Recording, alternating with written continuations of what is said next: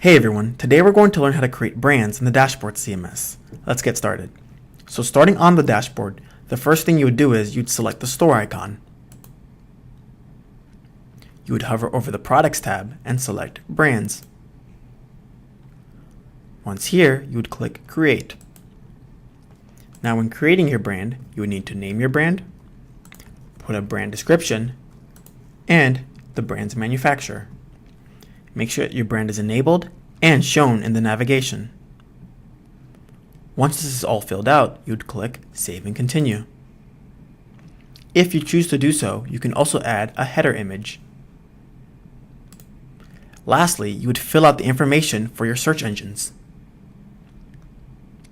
Once that is done, you would click Save. And just like that, you've learned how to create a brand. Thanks everyone.